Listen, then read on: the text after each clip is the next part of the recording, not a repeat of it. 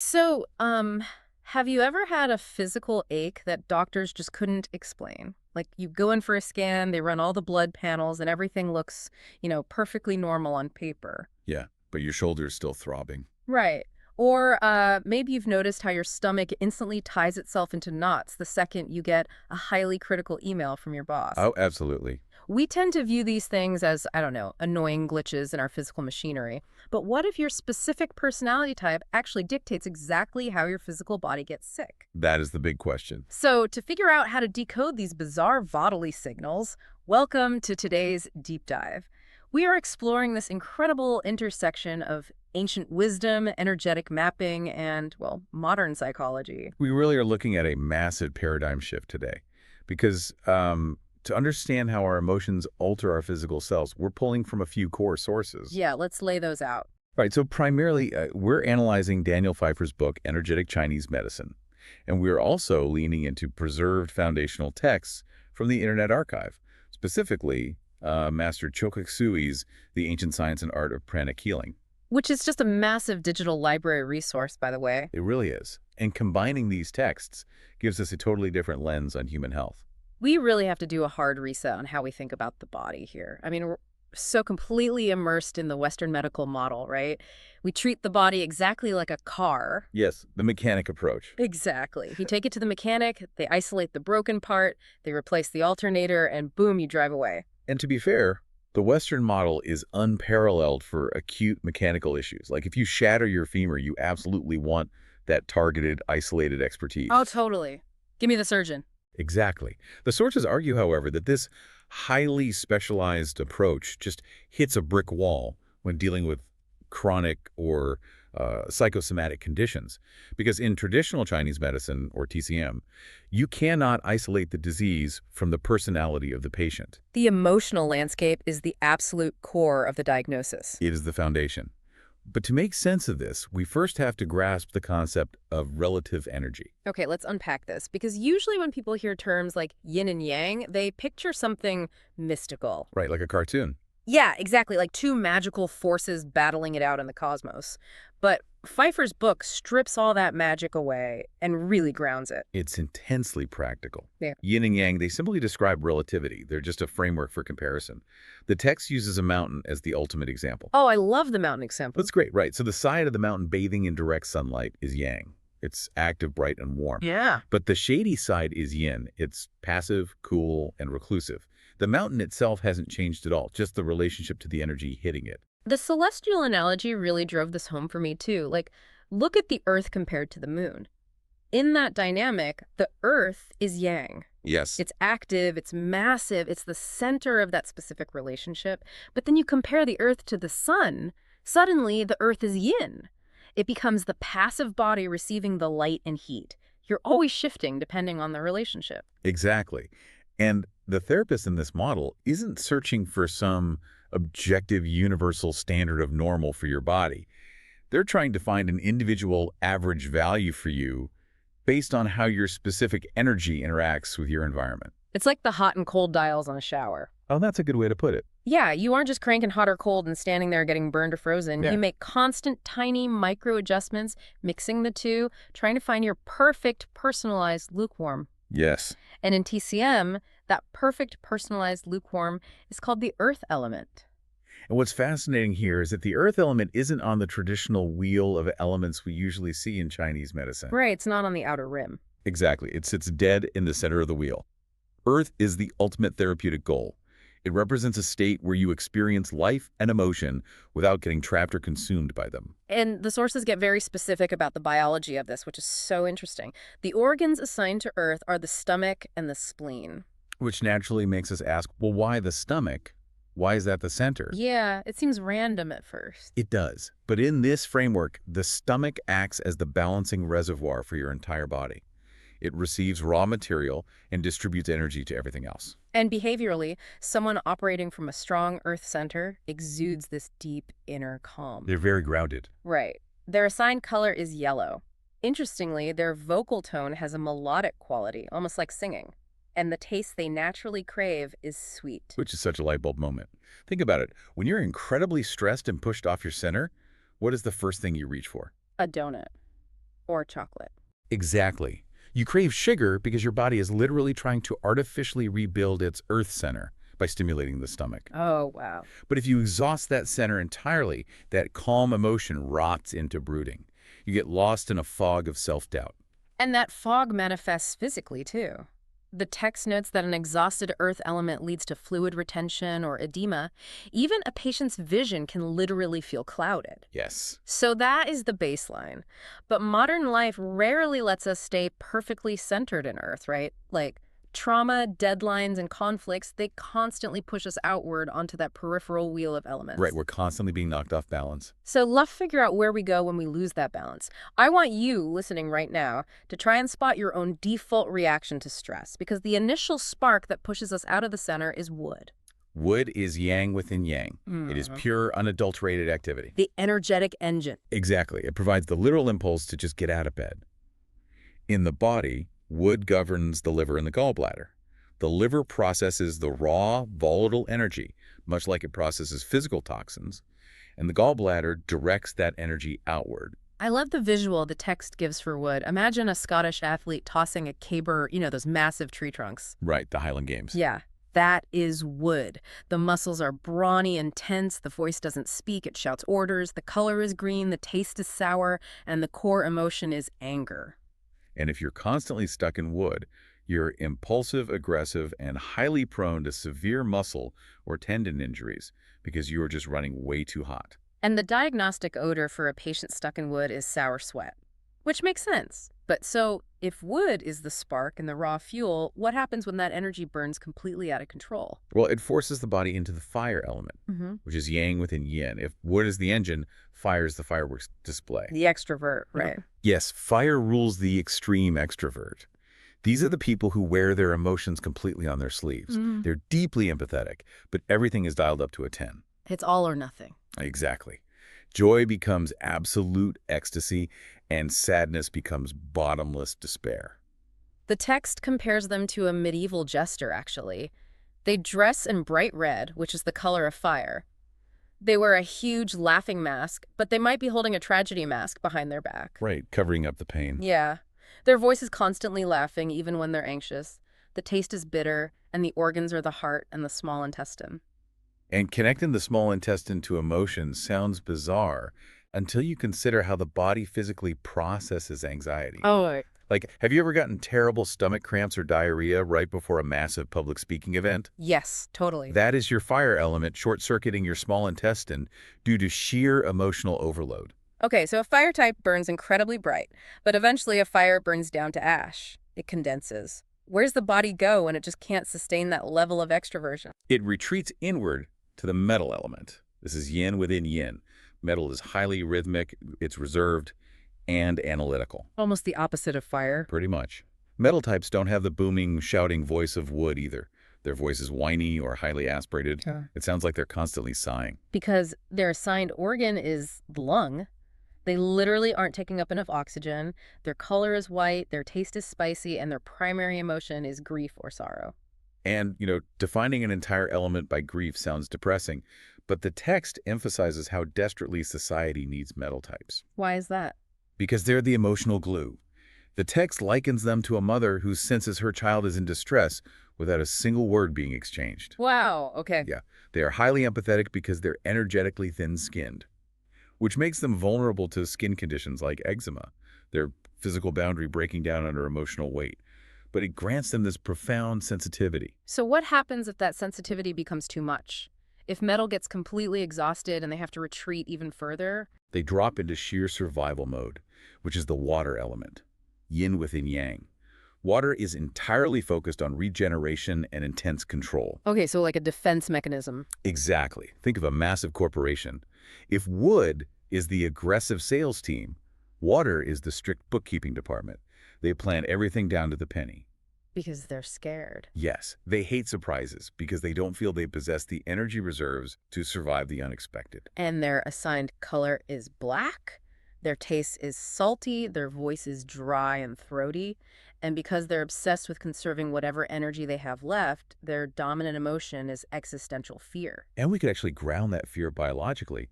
Water rules the kidneys and the bladder. Oh, I see where this is going. Right. When someone experiences a sudden intense fright, what happens? They physically wet themselves. The bladder instantly releases because the water element is overwhelmed by terror. That is wild. It is. Yeah, but keep in mind, the goal of this entire framework isn't to be one of these four elements. You want to visit wood to stand up for yourself or visit fire at a celebration. But you must return to your Earth center. Yeah. Getting stuck in the periphery is the definition of illness. That makes logical sense. But here's where it gets really interesting. Human bodies are incredibly deceptive. The body will actually use one element to build a fake mask over a completely different trauma just to keep the Earth center from collapsing. This is a huge point. Diagnostics and TCM require reading through those masks. The text outlines a really remarkable case study about this. The widow, right. Yes. An elderly widow comes into a clinic complaining of a severe unrelenting toothache. Her jaw muscles are locked in tension, but her Western dentist has taken x-rays and found zero mechanical issues with her teeth or gums. Right. And jaw tension, grinding teeth. That sounds exactly like wood. The gallbladder channel runs right through the jaw. That points to unexpressed anger and aggression. Exactly. So the therapist asks about her recent life, and she reveals that her husband passed away 6 months prior. Wait, hold on. If her husband just died, shouldn't she be showing metal symptoms? You would think so. Yeah, because she should be processing grief. We just said metal governs sorrow in the lungs. Why is her jaw locking up? That completely contradicts the map. It contradicts the surface map, but it reveals the body's emergency regulation system. The therapist realized her grief was simply too massive.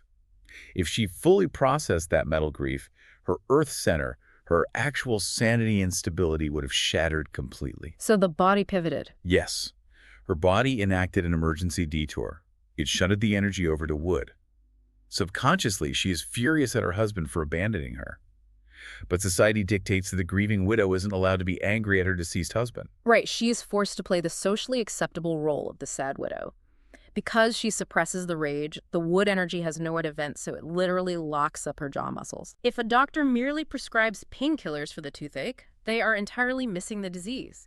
They have to give her explicit permission to be angry, to burn off that wood energy, before they can safely access and heal the underlying metal grief. And the crazy part is, Western medicine is finally creating frameworks for this. The text points to psychoneuroimmunology, which studies how severe emotional stress physically paralyzes immune response. Like broken heart syndrome. Precisely. We now medically recognize broken heart syndrome, where emotional trauma causes the heart muscles to weaken, perfectly mimicking a physical heart attack. The research from Bruce Lipton mentioned in the text completely blew my mind. He discusses the biology of beliefs. He found that cellular memory isn't just locked deep inside our DNA. No, it's on the surface.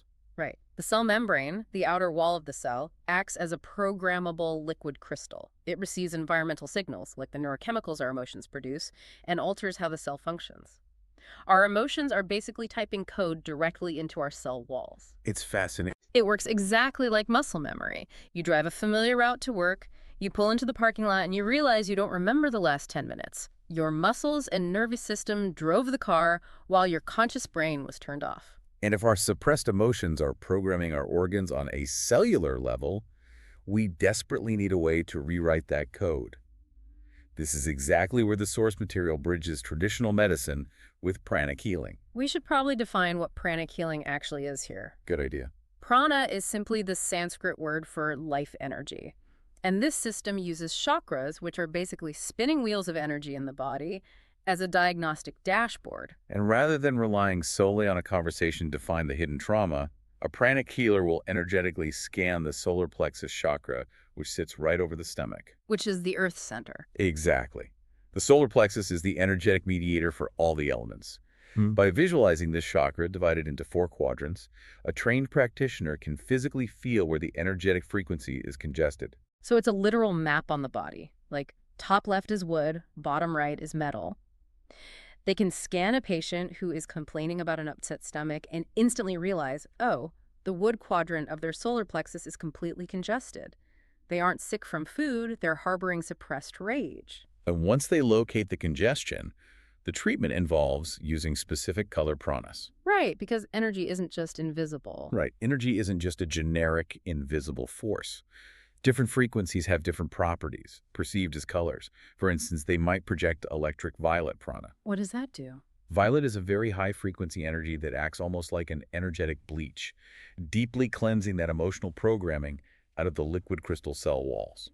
Or they might use golden prana, which is a very heady, dense energy used for structural rebuilding, almost like pouring energetic concrete. But why would you need to rebuild structure? This actually perfectly leads into the balloon analogy from the text, which explains what TCM calls a lack of YIN. Oh, this analogy is so helpful. It really is. Imagine you have a brand new balloon.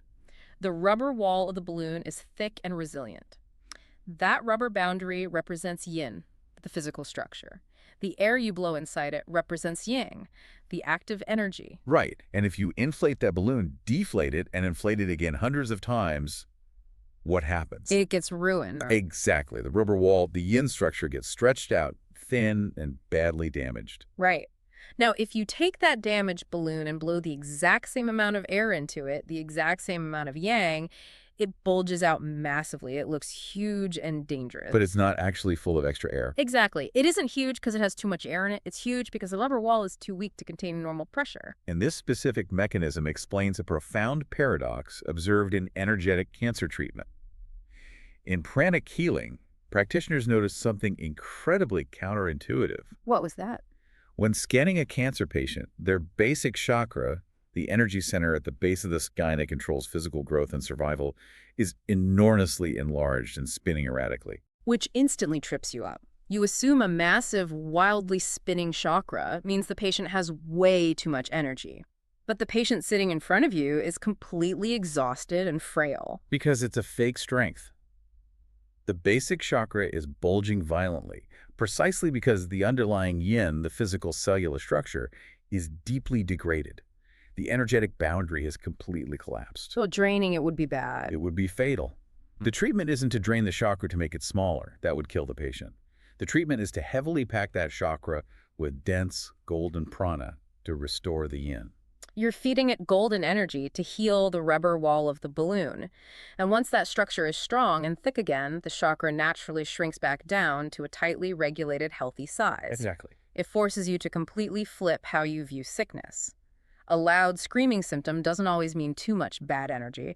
It very often means broken structural boundary. It's a brilliant synthesis of diagnosing the cause rather than just treating the effect. But the beauty of this material is that it doesn't leave these tools exclusively in the hands of specialized healers. Our bodies are built with accessible microsystems that we can use on ourselves. This was my absolute favorite part of the deep dive. You basically have an energetic control panel attached to the end of your arm. The text introduces Korean hand acupuncture, which reveals how the entire human body is holographically mapped onto your hand. And the mapping is incredibly precise. Your middle finger represents your head and spine. Your index and ring fingers correspond to your arms. Your thumb and pinky represent your legs. So cool. And the body's entire major chakra system runs directly down the center of your palm, from the base of the middle finger straight down to the wrist.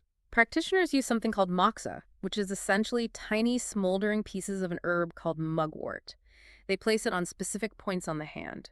The concentrated heat sends an energetic signal through the microsystem of the hand directly into the macrosystem of the full body. But you don't even need the herbs. No. If you're sitting in a horribly stressful meeting, feeling your earth center completely collapse, you can perform energetic first aid under the desk, just by applying deep pressure to the center of your palm. But if memorizing a map of your hand feels overwhelming, the text offers an even more immediate tool, the instant meditation. Yes, this is so practical. It really is. This is engineered specifically for those moments when you are completely knocked off balance and need to anchor yourself instantly. I actually practiced this after reading the chapter, and it's strangely powerful. What did you experience? Well, you close your eyes, and you physically reach your hand up into the air. You visualize grabbing a small, glowing golden pearl. You hold it just above the top of your head. Then, in your mind's eye, you let go. You watch this heavy golden pearl drop through your crown, fall down through your throat, and splash directly into the center of your chest, into your heart chakra. It works because it's a highly active visualization. You're consciously forcing your awareness out of the chaotic, spiraling mental space of the head and physically grounding it down into the stabilizing emotional space of the heart. It perfectly mirrors the old fairy tale of the Frog Prince. The princess drops her heavy golden ball into the deep, dark well. The second that ball hits the water at the bottom, the ripple instantly spreads out and transforms the environment. It takes maybe 3 seconds to do. Yeah, but it aggressively forces your nervous system to reset. If we connect all of this to the bigger picture, it fundamentally alters our relationship with our own anatomy. We've moved from seeing yin and yang as abstract philosophy to understanding them as the daily relativity of our energy. Right. We mapped how stress forces us off our earth center into the aggressive sparks of wood, the exhausted grief of metal, or the paralyzed fear of water. We decoded how the body will literally lie to us, locking a jaw to hide a broken heart, just to keep us functioning. And we explored how visualizing golden energy can rebuild the actual walls of our cells. Exactly. It gives you a totally new vocabulary for listening to yourself. When you suddenly crave sugar at 3 p.m., you aren't just hungry, your earth center is crying out for structural balance. When you catch yourself sighing heavily at your desk, your metal element is trying to process an unacknowledged grief. When your jaw tightens in traffic, your wood element is trapping a rage you feel you aren't allowed to express. But this knowledge is ultimately useless unless it's applied. By paying close attention to these seemingly random physical cues, the sudden cravings, the changes in vocal tone, the weird muscular tension, you can catch your body slipping off the wheel. You can intervene before the system enacts an emergency detour and breaks down entirely. Which brings us all the way back to that unexplained ache we started with. If our cellular membranes actually act as programmable liquid crystals, physically recording the frequencies of our environment. Which they do. Right, and if our suppressed, unexpressed feelings can literally warp the shape of our energetic structure, it leaves you with a pretty massive question to chew on. It really does. What exactly is your daily inner monologue programming your body to do right this very second?